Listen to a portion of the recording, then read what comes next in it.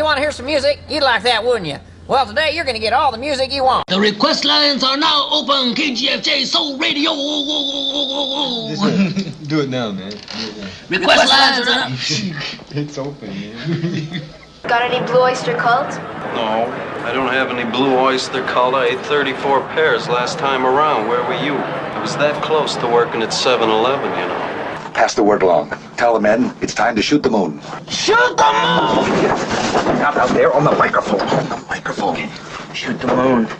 Shoot the moon. The attitude dictates that you don't care whether she comes, stays, lays, or prays. I mean, whatever happens, your toes are still tapping. Hey, Strawberry! Oh, Strawberry. Hey, what's happening, man? How you doing? This is my friend. Hey, how you doing, man? What you looking at, man? Oh, nothing. I wasn't looking. I wasn't looking at his neck, man. Can you honestly tell me that you forgot the magnetism of Robin Zander or the charisma of Rick Nielsen? That's kid stuff. Kid stuff. Well, how about the tunes? I want you to want me. The Dream Police. Da-da-da-da-da-da-da. Build your muscles picking strawberries. You know, Band and Scoop. Maybe I could get you a job with United Fruit. I got a buddy with United Fruit. Start with strawberries, you might work your way up to these goddamn bananas. When, boy, are you gonna get your act together? We're creating a society of cell phone crazed, marijuana smoking zombies.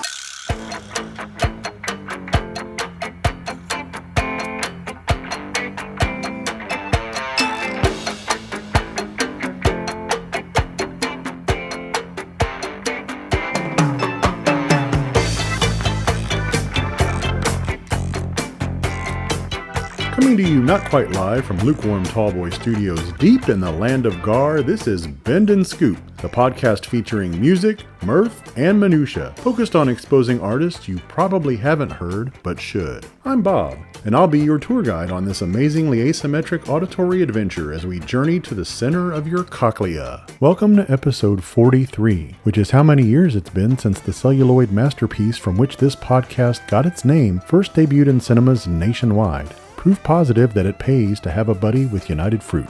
Joining us at the end of the show to play a round of Is That Your Vinyl Answer and the Groovin' After Party will be our very special guests Matthew and Kyle from the Audio Judo podcast. We spread the gospel of vinyl here at Bend and Scoop, so be sure to tell us all about your favorite neighborhood record store by posting to @BenScoop on Twitter or Instagram using the hashtag SpinMomAndPop. Our record store of the week is 11th Street Records in Las Vegas. You can follow them on Twitter at 11th ST Records, on Instagram at 11th Street Records, or on Facebook at 11th.street.records.las.vegas. And you can check out their website at 11thstreetrecords.com. Melbourne, Australia is home to our first band this week, Stiff Richards, with this banger from 2020's State of Mind called Fill in the Blanks here on Bend and Scoop.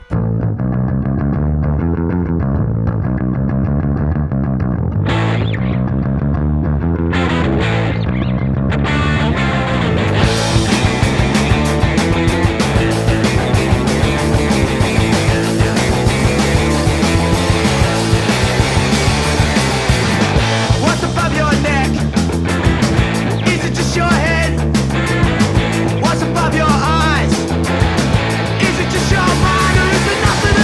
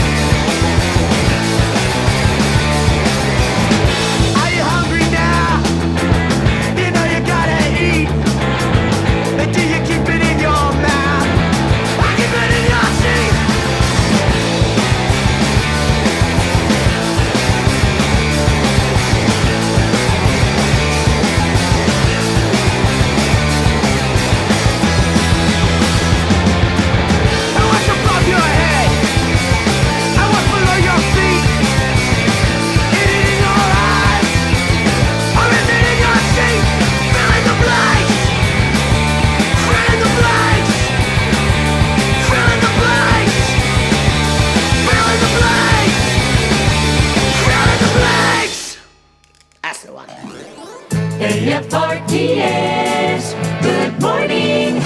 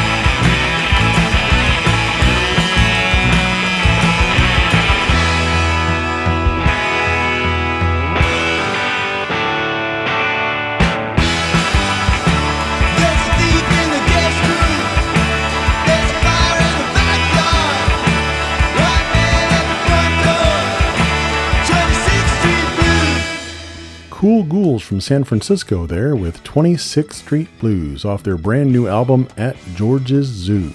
How Many is a podcast where I get together with my friends Jesse, Junior, Gary, and Scott to debate a variety of pop culture topics, including movies, sports, TV, music, and more. You can follow How Many on Twitter at How Many Podcast and listen at howmanypodcast.com, where you can hear our latest episode about breakfast cereals.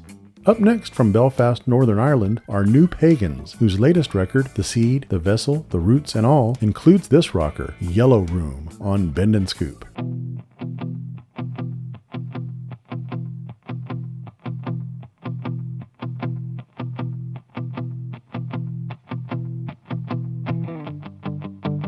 I've been in this room for days, trapped in a yellow haze. It's getting worse. It's getting worse.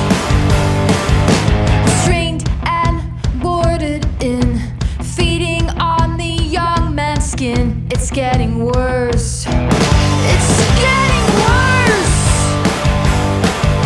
You can't put me back.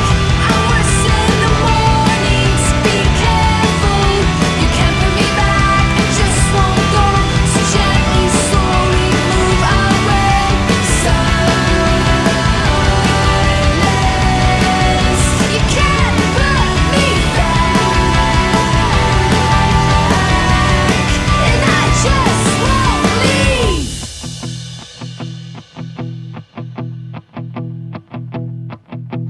Frightened her and flourishing. Make me laugh, don't let me sleep. It's not so bad. It's not too bad. Creeping in the morning light, she looked in his blackened eyes. This stayed in me, and this stayed ahead.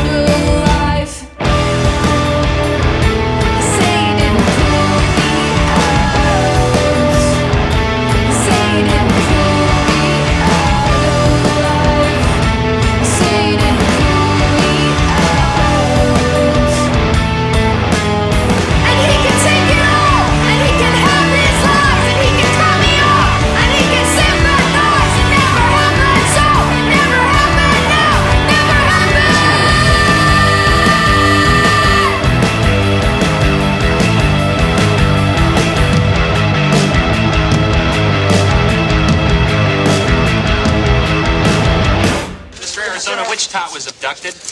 Nathan Jr., I think. Do you have anything to say to the kidnappers? Yeah. Watch your butts. Sir, it's been rumored that your son was abducted by UFOs. Would you care to comment? Don't print that, son. If his mama reads that, she's just gonna lose all hope. Sir, we really need to ask you some more questions. Sir, just Mr. Arizona. one more question. But remember, it's still business as usual at Unpainted Arizona. If you can find lower prices anywhere, my name still ain't Nathan Arizona. Sir, has there been a request? Mr. Byram here can take your exemplars while you talk. Just relax your hand. I'll do the work. What is this? I didn't steal the damn kid. Sir, these men are with the FBI. Are you boys crazy? All I know is I wake up this morning, my wife's screaming. We just need to distinguish your prints from the perpetrator if they left any. Of course, I know that. Sir, we have an indication you were born Nathan Huffhines. Is this correct? Yeah, I changed my name. What of it? Can you give us an indication why? Yeah. Did you buy furniture at a store called Unpainted Huffhines? All right, I'll get to the point. What was he wearing? A dinner jacket. What do you think? He's wearing his damn jammies. Child was wearing his jammies. You happy? Do you have any disgruntled employees? Hell, they're all disgruntled. I ain't running a damn daisy farm. What did the My motto is do it my way or watch your butt. So you think it might have been an employee? Oh, don't make me laugh. Without my say-so, they wouldn't piss with their pants on fire. What did the pajamas look like? I don't know. They were jammies. They had Yodas and shit on them.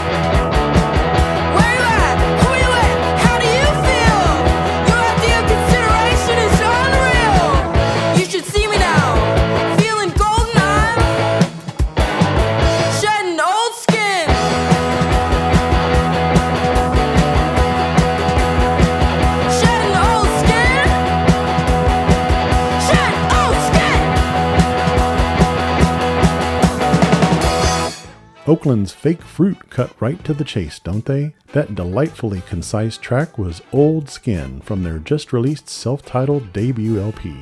Have you ever wanted to host a podcast? Well, all you have to do to join the Mike Hunt and host your very own episode of Assume the Juxtaposition is send me your topic idea to lukewarmtallboy@gmail.com. You can follow Assume the Juxtaposition on Twitter, Instagram, and Facebook, all at AssumeTJPod. New York City's Dirty Fences emerged from the grime with their latest single to brighten things up last year. Here's Sometimes Sunshine on Bend and Scoop.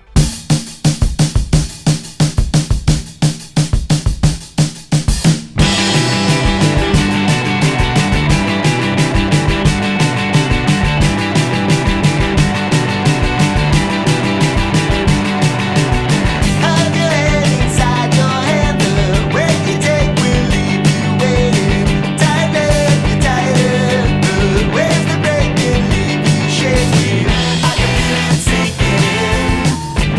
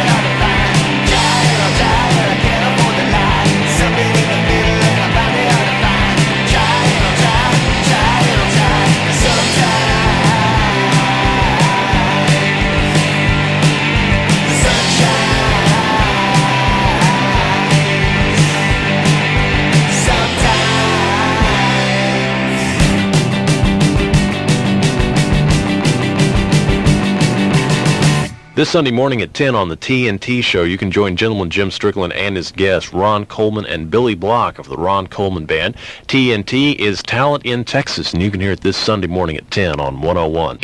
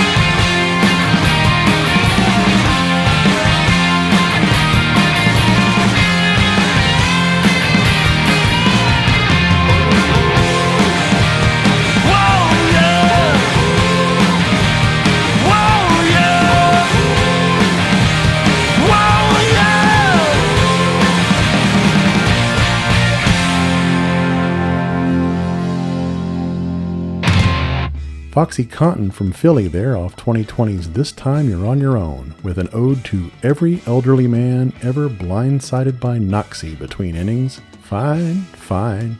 Plausible Deniability is a monthly podcast I co-host with my pal David Miller, which you can follow on Twitter, Instagram, and Facebook, all at Pause Deny. We post new episodes on the first day of every month. Honey Bucket is slang for a makeshift toilet, and it's also the name of this Portland-based band whose 2018 album Furniture Days includes tracks like this one, English Garden, on Bend and Scoop.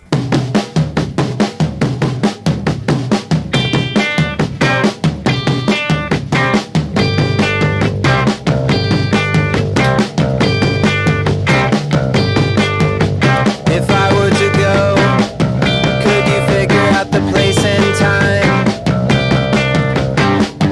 Sleepers sleep, brains are bare, and the night stirs around. They all seem clean, and then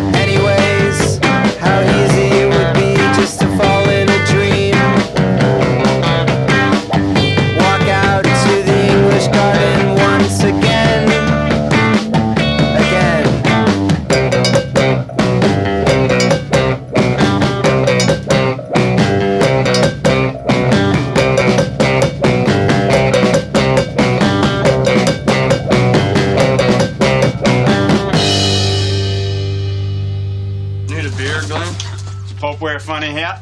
Yeah, Glenn, I guess it is kind of funny. Say, that reminds me. How many Polacks take to screw up a light bulb? I don't know, Glenn. One? Nope, takes 3.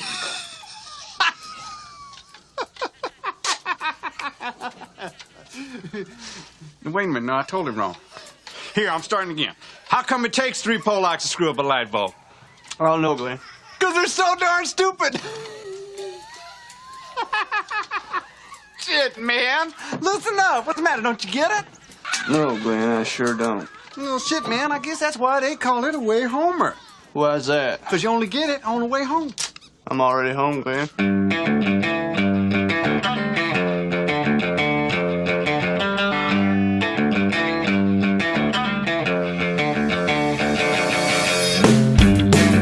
Straddling the cannon and I don't know why.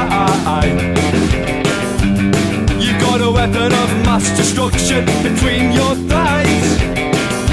One false smooth, one drop match. A recipe for disaster. You're a scarecrow, and it's me that you've got running away.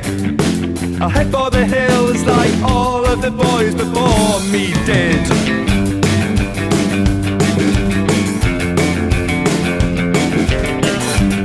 You got a half-pound of gunpowder between your ears. This time round, one false move could end in tears. It's not just your problem anymore. Depending on the way that you handle the situation. You're a scarecrow, and it's me that you've got running away. Head for the hills like all of the boys before me did. That's Straddling the Cannon by Sunderland UK's Roxy Girls, a band I discovered while listening to Gareth from the Yesterday's Jam podcast, who shared it during his appearance on a recent episode of Putting on the Wrist, hosted by my good pal Frozen Lazarus, who, along with me and our buddies Todd and Jim, host Campfire Songs, a podcast where we get together and share songs with each other. Be sure to follow us on Twitter at Songs Campfire, and give us a listen for more great music. And don't forget to stick around for the end of the show, when we'll be joined in the Groovin' After Party by our special guests Matthew and Kyle from the Audio Judo podcast. Time for some 60s style garage rock, courtesy of Richmond, Virginia's The Archaics, with this 2020 single called To Be Free, here on Bend and Scoop.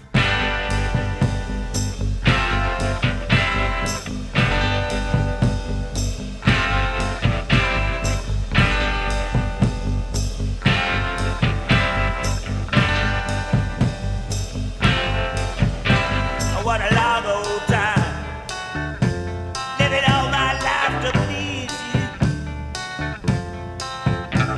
In this kind of time, it's a hard life to be alive in. And the misery trickles down on me. Must be a sinister scheme of keep making me. Ambition, could you pull that string? Show me the way.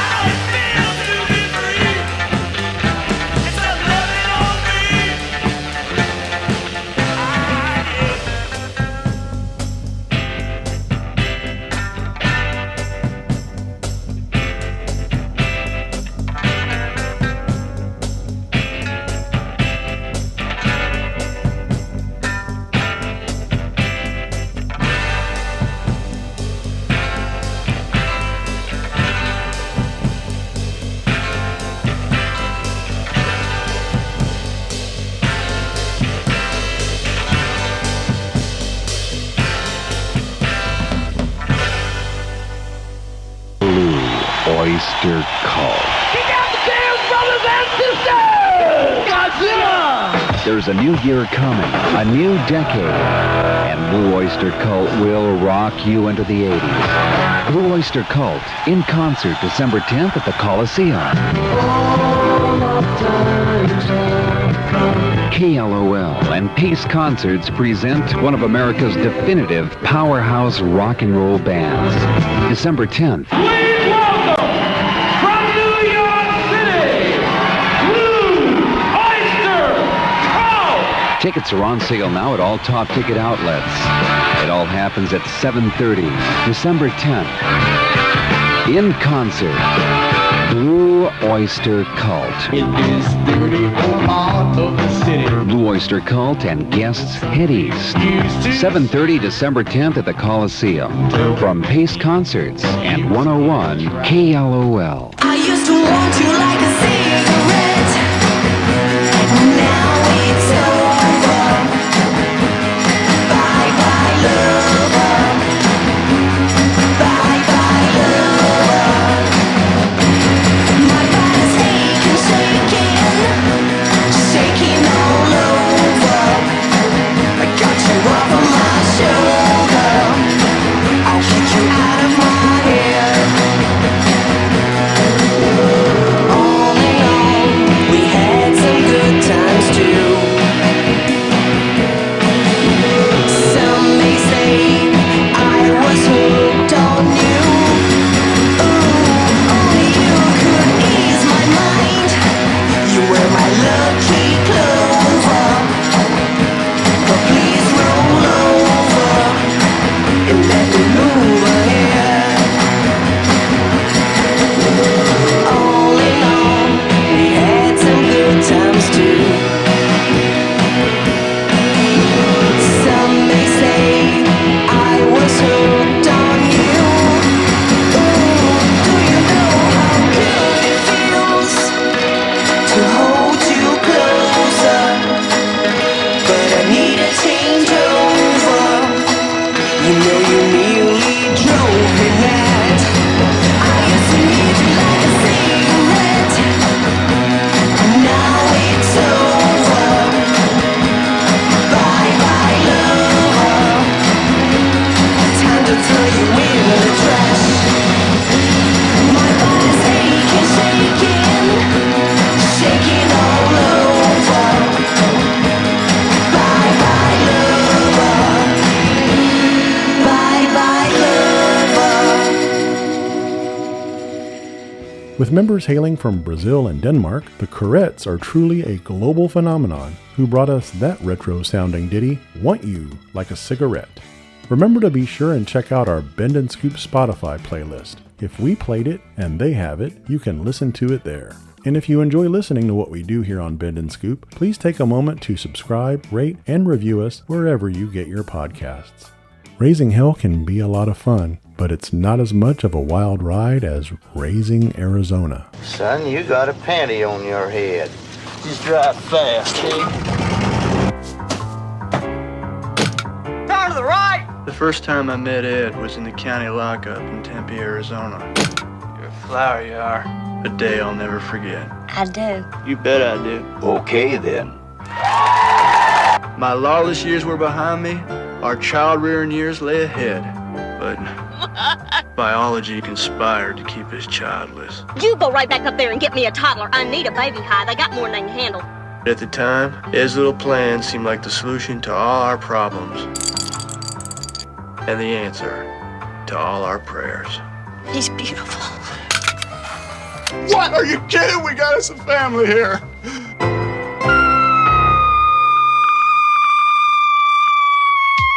I want Nathan Jr. back! What's his name? Ed Jr. Hi, Junior. So far, we've just been using Junior. We call him Junior.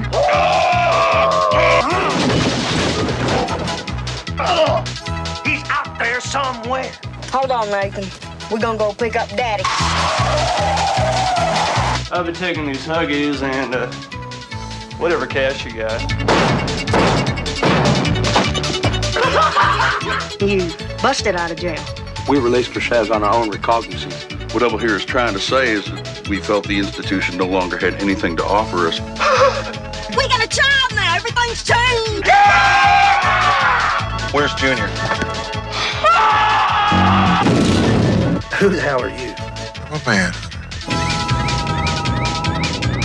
We're absolutely going to get him back. Just ain't no question about that. Give me that baby, you warthog from hell. Hey, you want to know another thing? I'm going to be a better person from here on out. Let's go get Nathan Jr. Raising Arizona, a comedy beyond belief. Well, it ain't Ozzie and Harriet.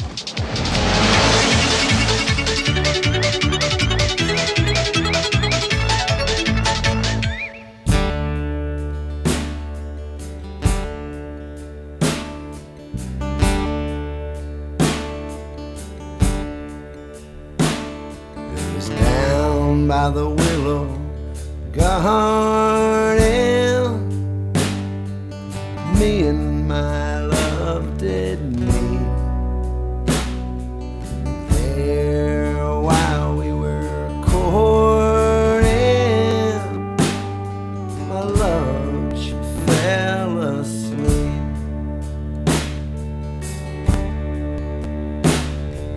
I had me a bottle of the burglar's wine.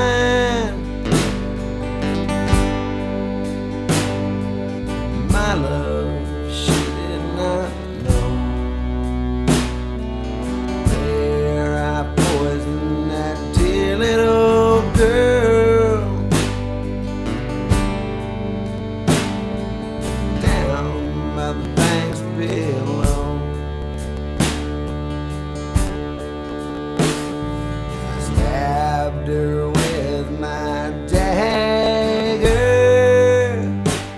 which was a bloody knife, and threw her in the river,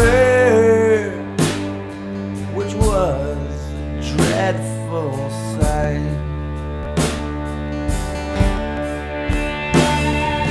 Father always told me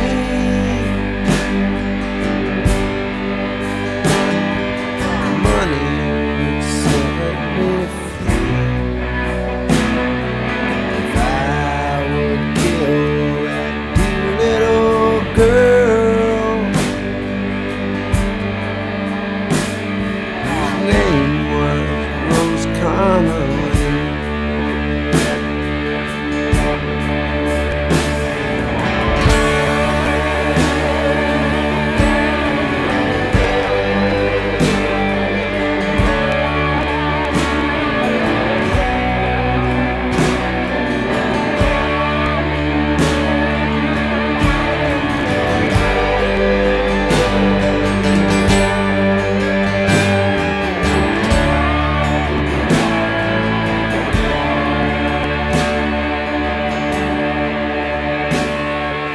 Father sits by his own cottage door, wiping his weeping eye, staring at the scaffold. Tomorrow his son must die. Run my race beneath the sun. Hell now waits for me.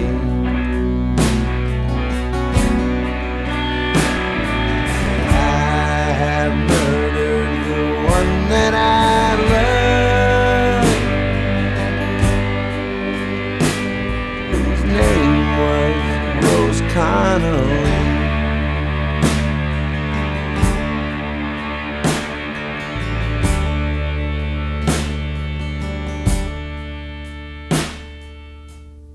People listen to people. So listen, people.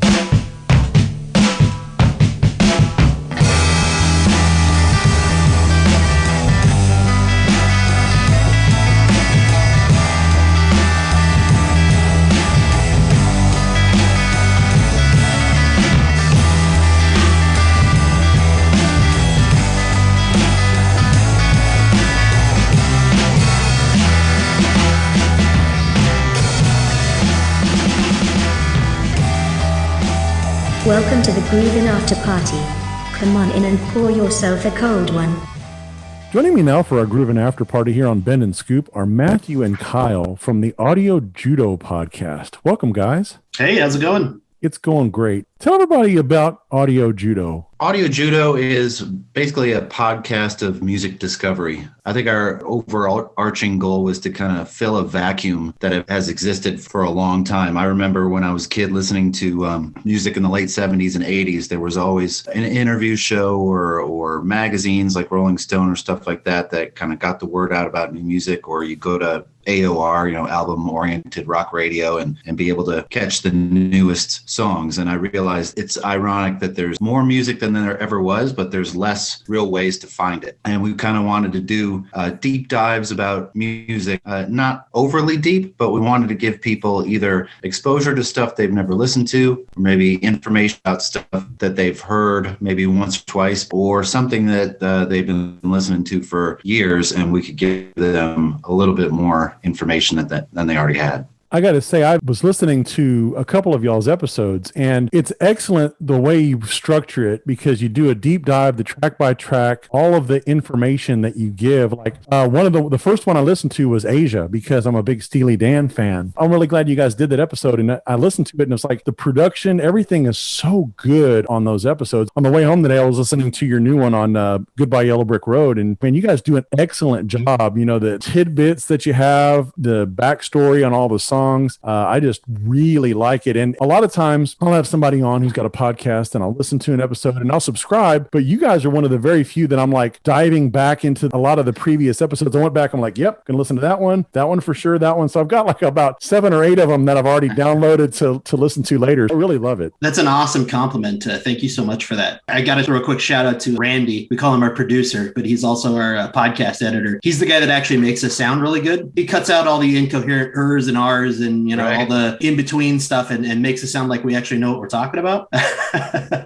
So how do you guys decide which album to cover? Do one of you kind of alternate, like one brings one to the table one episode and vice versa? Pretty much every other time we record is an album that one of us has picked, and then next time is the album the other person picked. But we have a huge pool, because every time one of us is like, oh, we should do an episode on this. Oh, we should do an episode on this. We've been putting them in a list. And how big is that list now, Matthew? Probably 100 albums? Yeah, it's about 100, maybe a little bit over at this point. And it grows because, we hear from listeners like you. We hear from family members. They're like, hey, I'd love to do that record. The problem is I have about 100 in front of it that I need to do before that. So it's on the list. That's what I tell everyone. It's on the list. Now, do you guys ever do any like listener suggestions or submissions? Yeah, we do take a lot of suggestions from mostly local people, people that we know personally who listen to it, and they'll end up, saying, hey, I really like this episode. Have you thought about doing whatever album? We've also, not to plug it too much, but if anybody out there wants to record an episode with us, our top Patreon tier, if you sign up for that and pay for it for a year, you can record an episode with us. If you really want us to do a really terrible album, you can pay us and we will do whatever terrible album you want to do, and you can come on and record with us. I could see somebody having their own band and like, man, we could get a whole podcast to do an episode. It's like, be careful what you wish for. Right. I've been waiting for the other shoe to drop on that one, where it just turns out suddenly like 30 people sign up and they're all like, we have this terrible band and we want you to talk about it. Like, oh no. And there's 30 episodes in a row that are just all, here's another band from somewhere that nobody's ever heard of. But got an offshoot about jazz that you're fixing to do here? Yeah, it's called Audio Judo Does Jazz. It's a 16-part limited podcast that we're producing, and it's being hosted by a colleague of ours who's really into jazz and wanted to really find a way to express himself and kind of lead people into jazz slowly instead of just kind of dumping what jazz is, just throwing it all at them. He's going to lay it out nice and slow and kind of give some guidance about how to listen to it. And we're excited about it. We're kind of midway through the production, and it's going to be great. And then it comes out at the end of April. I really like what you said about Asia being like a good gateway into jazz. Was it you, Matthew, or was it Kyle that was the drummer, and that was really what you kind of fixated on? Okay, yeah, that was, you almost heard them in a completely different way than you did before. It changed how I listen to music. It changed how I approached the drum set, how I listened to everything going forward, because it was enough jazz to be interesting as jazz, but enough rock still to make me kind of stand up and go, oh, these two things can be fused together. And instead of rock being fused onto jazz, it was jazz being fused onto rock. And it still was very interesting for me. And I wore that tape out twice. I had to rebuy it, destroyed it, but I loved it. I still do. Well, speaking of tapes and records, let's learn a little bit more about each of your own personal musical journeys and play around of something we like to call, is that your vinyl answer? What was the first record you ever bought with your own money? The first record I ever bought on vinyl was Exit Stage Left by Rush. I remember it very well. I remember I bought it from the Harmony House at Macomb Mall. I was 10 years old. I had saved my allowance. I remember walking into the store and ordering it. And of course, the back has the naked Starman guy from 2112 on it. And the lady at the counter's like, are you sure you can buy this? And I'm like, my mom's right here. She's like, yeah, I can get it. I remember it very well. Well, it's definitely a good first album for someone who's a drummer. You know, anything in the Rush catalog is a good place to go. I think this fits perfectly with our narrative because, of course, Matthews is like a cool album that's, you know, like rock legends. The first one I bought with my own money was Jive Bunny and the Master Mixers. It was a cassette single. I was maybe 5 or 6 years old, I think. And I remember hearing it on the radio and being like, I got to have that. And my mom took me to Sam Goody to buy it. I think it was like $10. It was months worth of savings, but well worth it. Obviously, I wore the crap out of that tape. So do you happen to still have that by any chance? I don't.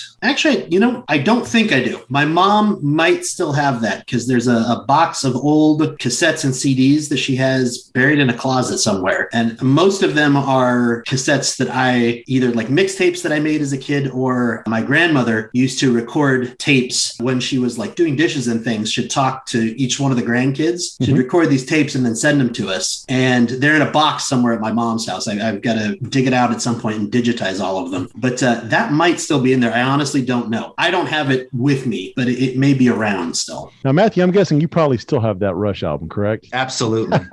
Which band or artist albums make up the largest portion of your collection? Would it be Rush for you, Matthew? Or yeah, it's Rush, Marillion, and Genesis are the three big ones. I have a substantial collection of all of those. So some prog would make up a good portion of that collection. Yeah, I was kind of raised on that. I've ventured off into all kinds of different areas. My older brother, who's 10 years older than me, my primary influence in listening to music, so I would inherit records that he kind of discarded. I definitely inherited the love of music, and you know what he played and listened to was stuff that I gravitated to because I was always around, and I'm like, oh, I know this. That's the kind of stuff I listen to. My wall's still full of Genesis records. What about you, Kyle? Who do you have the most? Probably David Bowie. As far as physical media, Led Zeppelin is probably the most physical media I have. Bowie, I've probably got the largest collection. Do you have the Tin Machine records? I do not have any of them physically. I've got, digital copies of all of that. But at the time when they were still readily available, I wasn't really collecting a lot of physical media. I made the biggest mistake in my life when I was in my early 20s. I wiped all my physical media. I sold it all. So,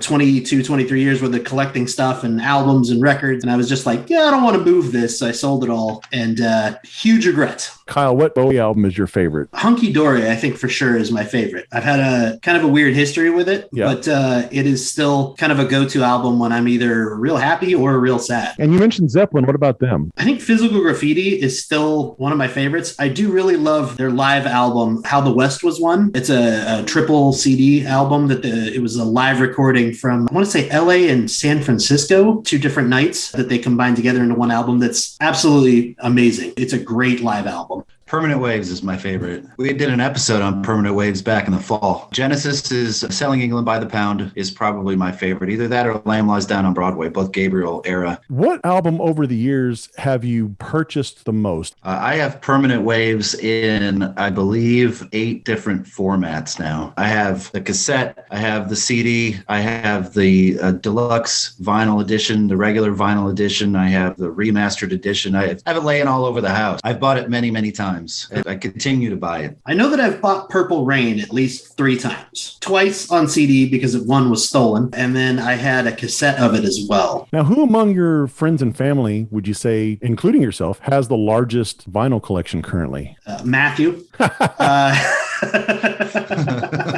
Matthew, what would you ballpark your vinyl count is at right now? I'd probably say about 400 or 500. Impressive. Do you know anyone who has a larger collection? Nope. Kyle, how many do you currently have? I only have about a dozen right now. So I just kind of restarted collecting vinyl 2 or 3 years ago, and it's been more of a quality over quantity search. Okay. So, buying things when I find them either used or occasionally a reprint that's something that's really high quality. And when you do go buy those, do you have a mom and pop place that you like to go to? There's a few around town here. Zia Records here in Vegas. And I think there's a few of them outside of Vegas, if I remember correctly, in California maybe. Mm-hmm. They're more of like a pop culture store. Though they don't just have records, they have, CDs and cassettes and all kinds of like pop culture merchandise. They're really cool. 11th Street Records here is a little bit smaller store, but they have a lot of really high quality stuff, a lot of collector's items, a lot of stuff that I could never dream of owning because $800 for a record is a little bit much. Vegas Vinyl is also really cool. I haven't been there in about a year, but I think that they're still open. Those are like my 3 go-tos. Matthew, what about you? Zia and Vegas Vinyl.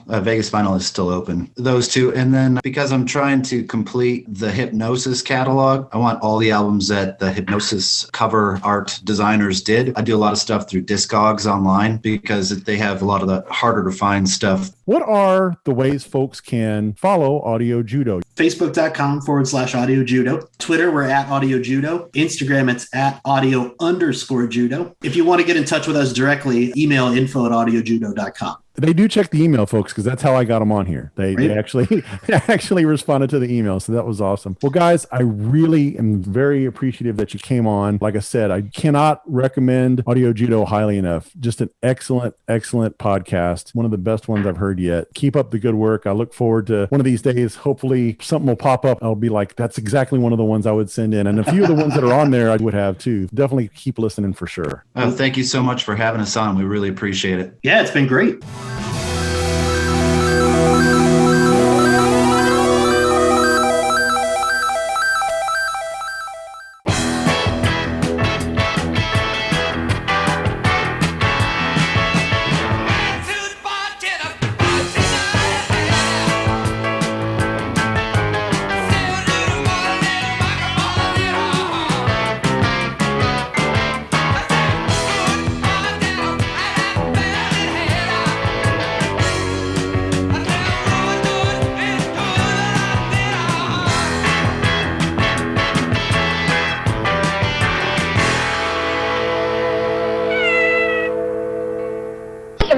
Bye-bye, lard-ass. Bend and Scoop is a production of Lukewarm Tallboy Studios. We will return tomorrow morning with the sun. Good evening, and have a good life.